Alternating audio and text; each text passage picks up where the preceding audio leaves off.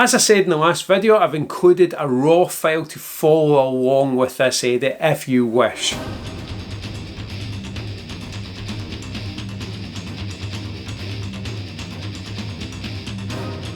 It's about a 50.5 megabyte file. It comes from a Nikon D850. The image was shot with the Nikon f4 16-35 lens at 16mm and ISO 64 if I remember correctly. The image itself was taken at Eilean Donan Castle, and it's part of a sequence of images that I produced prints from. This one in particular I didn't, but the only thing I'm going to ask is that you don't put this back up online. It's there for practice, and it's a good thing to practice with someone else's imagery as well, because it lets you see how maybe they shoot. This image is slightly soft, as you will see, hence the reason it never made the prints, but it's still very usable to practice editing with. And the other thing I'm going to say is don't cut it up, use it as a composite and then put it online either, please. That's all I'm asking about this. Have fun with it, but just keep it in your own collection. Don't put it online. So without further ado, what I'm going to do is I'm going to start this edit. Quite a long one, but hopefully you'll get something from it. So let's dive right in.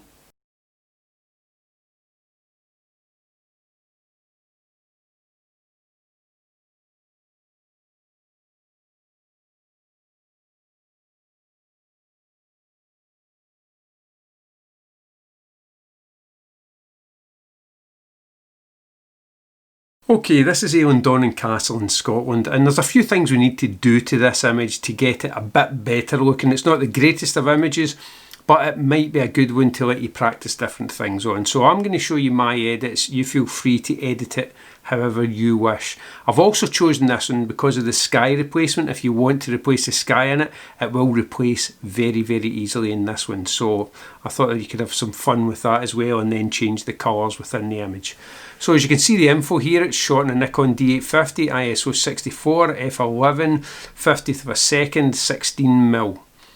So first thing we are going to do is we are going to get into lens and geometry, and we're going to turn on the auto distortion, and then we're going to remove any chromatic aberrations that's going on around here. Defringe we don't have to bother about. Lens distortion, as you can see, the castle doesn't lean that way. So what we can do here is we can go in and adjust it. Just to around about there. And we can also go in and adjust the verticals. So what I'm doing is I'm watching both of these within that. And if we get it equidistant, yes, you're dropping the height of the castle because you're doing this, because you're actually tilting the image back to correct a vertical. And there's other ways you can go in and adjust that, but I thought I would stick to the basics here for anyone that's quite new to Luminar. So I'm going to drop that back to about there, and I'm going to leave it at that. The next thing I'm going to do is I'm going to get in and crop and rotate. And for me, you can see now that I've leaned the image back to correct this vertical here, it's left grey areas here. What I'm actually going to do is I'm going to cut this at 16:9, and I'll show you why as well. Original, I'm going to get into 16:9. If I take that to a 16:9 and I take it up the way to around there, I can also bring this in, but there and there. And that falls on the rule of thirds, so we're drawn straight into the castle. Everything leads into that castle there. The rocks here lead in. These rocks here send you up. So everything's leading into that one point. So I'm quite happy with that crop there. Nothing going on around here. So I'm going to crop and rotate, and I'm going to click done. So that's us. Now that we've done that, we've got the starting blocks of this image. What we have to do now is we have to go in and adjust all the lighting and the colour and everything, and that's to your preferences, but I'm going to just go for mine just now. So the first thing I'm going to do is I'm going to get into the light. I'm going to pull back the highlights slightly, not too much, and then I am going to put the smart contrast on. I'm also going to lift the shadows because there's a bit of shadow detail in this, so I'm going to bring the shadows up a bit. And now you can see the image starting to come to where it should be. So when you're working with this, you're going to notice that the image looks quite soft, and it is. That's why I've given you this one to work with and not the final image that I did use. And it is soft, but as you're working with it, you'll notice that it looks soft from here. Zoom in, you can see that it is still quite soft. But we're going to sharpen some of that up and just have fun with it. So far we have one in, and we have changed smart contrast, the highlights and the shadows. The next thing I'm going to do is I'm going to get into AI Enhance, and I'm going to enhance the sky for this just to show you. So what happens is we can bring the sky enhancer right up, because the sky was quite dull that day. There wasn't much going on, and that's the reason I am saying please feel free to replace the sky, and I'm actually going to do it with this one. And I'm going to turn up the AI accent, and you'll notice that does lighten everything because that's a few of the sliders built into one.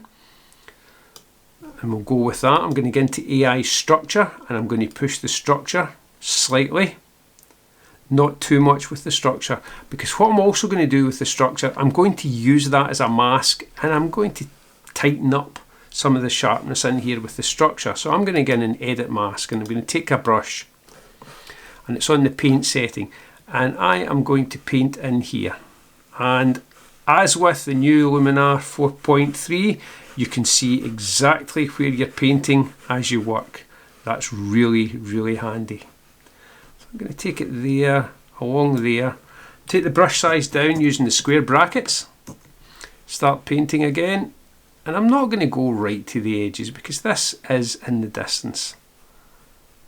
And I'll paint in there, up there, and around the entire castle, just so that you're sharpening up and providing structure to this.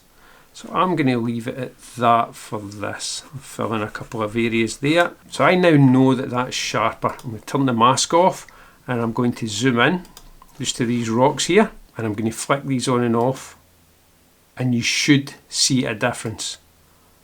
So you can take this to the point that you want. I quite like subtle edits, so I'm going to stick with my subtle edits. Next thing for me, because I'm going to replace the sky in this, I have to replace the sky first before I then decide what colours I'm going to affect in the image. And the sky I'm actually going to drop in is sunset 1, and as you can see by this image, it's definitely not a sunset, but I'm going to drop in sunset 1 for this, and that will drop in like so. So I could leave that like that, and I could edit around it, but as you notice, there is some of the horizon line sitting there. So what we would do is we'd bring the horizon position down slightly, and that will begin to disappear just to around there. What you've also got to check is that you're not getting too much contrast on your horizon lines. The further away, the further something is away, the less contrast it's going to have. So be aware that when you're dropping in skies that there's not contrast here, and you will see that straight away. Yes, I could go in and I could blend the horizon through, but I'm going to leave it at that. And what we've actually done here is we have a nice contrast, and it's a subtle contrast between the sunset and the castle. So that's giving us a viewpoint, although it's already in the rule of thirds and the intersection of the rule of thirds, so your eyes are drawn in, and we have rocks sending you in there and a bridge leading in there as well. So the full image is coming together with that. But what I'm going to do now, I'm going to leave it at that. I'm not even going to relight the scene for now. You will notice as well that we still have a slight drop off here with the horizon line. So what I would like to do now is I'd like to go back into lens and geometry. Now that I'm back in lens and geometry, what I'm going to do is I'm going to level this out, and I could rotate it and everything, but I'm just going to show you a couple of the sliders here. So what I'm going to do is I'm going to push the horizontal, and each time as I'm doing this, yes, I'm losing some of the image here, but I can afford to. I'm watching how this line here sits with the grid that appears, and I'm looking for an even distance above between the two. So that looks quite reasonable at that. So I'm going to leave that there. I'm then going to go back into crop and rotate, and we're at 16:9 crop. So what I'm going to do is I'm going to pull that in further, and I'm actually going to save me any work, I'm going to take that out. So I'm quite happy there. I can take that a wee bit further that way. Not too much though. And we're still sitting with main part of the image all leading in. So I'm going to click done there. So that's corrected that as well. There is other ways of doing it, but I'm trying to stick to the basics here of the edit so that you can get your images the way you want them. You can see there's a nice light coming from behind this. There is light coming down there, so that would help illuminate that. There isn't too much. We've got a nice lead in here. There is not too much contrast in there. So everything's working well within this image so far. Okay, for me now, the next thing is going in and adjusting the colours in this. So I'm going to jump into the colour profile, and what I'm going to do is I'm going to pull back the blues as per usual, and I'm going to pull back the luminance of the blues, which will cause that slight contrast and enhance this area even more. Yes, it has affected through here, and if I wanted, I could go in and just paint in where I want it to affect, but I'll deal with that in a second. The next thing I'm going to do is I am going to push the oranges that are down here. So I'm going to push them slightly around about there, not too much. I'm not going to go to about there. The luminance of them I could take right up, but you'll notice that that is affecting everything over here. If I flick that on and off, you'll see the slight differences. Am I too worried about that? No, because it doesn't do any damage to the image itself. So far I'm quite happy with that. If I flick it off though, I'm watching to see what happens in here with the water when you adjust the blues. Again, quite happy with that. It's not doing anything detrimental to the entire image. Okay, so we're now in here. We're now going to go to the details enhancer, and I'm just going to push the small details slightly, and push them to about 4 or 5, and then I'm going to edit this mask because I don't want the small details applied up to this area here. So I'm then going to, now that I've adjusted the small details to where I'm quite happy, I'm then going to paint them in. So editing the mask with a brush, and I'll start, seeing as the brush is quite small, I'll just paint here slightly. And I'll go through this quite fast. If you're doing this and you're following along, or you're trying your own skies or whatever with this image, I would take your time, because it can be a little fidgety with this image. And again, instead of using the tablet, I'm editing this with the mouse, simply because a lot of people don't have a tablet. So I think it's only fair that I edit it with a mouse as well. So there we are, there's the small details added. So if I go up here, you can see where we started and where we are now in a relatively short space of time. So that image there, you could say done. You actually could say done at that. But what I'm going to do is I'm going to get in and test it, because this is really the first time I've edited this as well.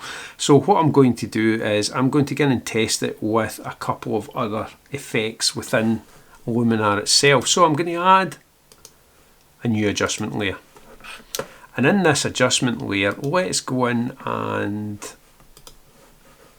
add a LUT to it, just to see what that does. So we'll cycle through these LUTs and see if any give the effect that I'm looking for with this image. Remember, we're processing with quite a high file size, so the processing power of it might take a wee bit longer. I really like Long Beach. Bit too green in the foreground here, but I actually really like Long Beach. So what I could do is I'll go to Los Angeles just to check. Nope, back to Long Beach. I actually really quite like Long Beach there. It's given a nice contrast in the castle. So what I'm going to do is I'm going to take Long Beach, and what I'm also going to do is I'm going to get back into the adjustment layer, and I'm going to pull that back slightly. Not too much. To around about there. Not back to about around about there. And then I am going to edit the mask, and I'm going to put a gradient in this one. And what I'm going to do is I'm going to drag the gradient to about there, and then take it up the way. because I didn't like the effect that Long Beach had down here. Yes, I could go in and just paint Long Beach in where I wanted, but I also want that subtle blend in it as well. So that there, I'm quite happy with. If I turn that layer off and then turn it back on, you can see that subtle difference that it's added to it. So what I'm going to do is I'm going to add another layer yet again, and I am going to add a vignette in this layer. And the reason I'm adding it in this layer is that last layer we turned down the opacity, so therefore the vignette will be at its total normal strength here when we do this, and I can then edit it from that without affecting what I've done in that other layer. So I'm just going to pull that right into there just to see what it does. Yep, and I'm quite happy with, again, quite happy with that. It's subtle, it's there, it draws you in. I'm going to choose the subject though, and I'm going to choose the castle. So you notice it's darkened off here, so the actual vignette itself has moved over slightly, possibly now too much at this side, but what we can do is we can turn it down, take it back there, and that is looking okay. I'll maybe push that a bit further again, just about 39. And the composition of this is sending us into the castle, horizon line leading into the castle, these rocks pointing into the castle, the bridge coming into the castle. We've also put the castle in the intersection, so you can see where the composition of this, it's not the greatest, but it works. It works for this. So that is us nearly done. Okay, so the last part of this edit takes us into the professional panel where we are going to dodge and burn, and we're going to do this subtly. You shouldn't see where it is, it should just become a part of the image. So I'm going to do this very, very subtly. So if I click start painting and I go into lighting, strength around 12, 10 to 12 I would say for this one. And I'm also going to make the brush size a tiny bit bigger, so that could be found up there. You can also use the square brackets in your keyboard to increase this. So I'm just going to paint subtly in here, and hopefully you won't notice too much of a difference. And we're just going to work with what we've got. We still need to maintain this contrast between the castle and the new sky that's been added. And as you probably notice there while I'm talking, it's catching up. This computer is really, really slow now. So I'm also going to take it down again, and I'm going to take the strength down again as well. Remembering that I've still got control in here because this is a new layer. I can also turn the opacity of the layer down, and I'm just going to highlight in here. So we're working with the light that we have and the lighter areas we have. I don't want to paint these, as I said earlier, because I feel they would take away from the actual image. They work okay in this composition, and they help send your eye in, everything leading into the castle, as I've said. So I don't want to enhance them too much, because if they're lighting too much, they will take your eye away from the castle itself. So I'm just going to paint the odd wee bit in here, tiny bit of white there, but it's not going to affect anything. So if I flick this on and off, it should just be a subtle change, one that you wouldn't perceive if it's the first time you saw the image. And that's me. I'm going to leave this image at that. I could go in and use radial filters to enhance some areas, but I'm not going to. I'm going to leave it as quick and as subtle as that for a final image. So where did we start? We started here on a dreich Scottish day, as per usual, and we ended up with this in a relatively short space of time. If you try this for yourself, you'll be able to get through this a lot quicker than it has been for me explaining it to you. So that's this image now complete for me. I'm quite happy here. Hopefully you got something from that, and hopefully you picked up something if you're new to Luminar and different ways of editing. There are millions of different ways to edit, and depending on what you want from the final result, you will find your own workflow. You'll pick up different things from different photographers and editors, and it's good to know all these as well, because perhaps there's a certain way that you want to edit a landscape photograph, but you can use the same techniques that apply for portrait photography. So learning different techniques is a great thing, and it really arms you up when it comes to editing your images. It's the same, for example, compositing. There's different techniques you would use in compositing that you can also use for landscape. And I don't mean adding stuff in here. I actually mean just how you would go about the edit, how to bring out certain elements within it. You're always working with the light. So as you saw, I replaced the sky in this. The sky that day was dreich, so we've added the sky and we've added a sunset. But although the sky says it's a sunset, the light in the image doesn't exactly say it's a sunset, but still the two of them work together quite well. So hopefully you enjoyed that, and hopefully you followed along. And if you've downloaded the image and you're working with that as well, it's a good thing to do. It's a good thing, as I said, to edit with someone else's image. So hopefully you enjoyed that video, and if you did, remember to hit the like button, because that always helps. If you'd like to check out more videos in the channel, please check them out below. And if you're currently not a subscriber, please think about subscribing, because that really helps me, and it helps me produce more videos for the channel as well. Remember, stay safe. Thanks again for watching, and I'll see you in the next video.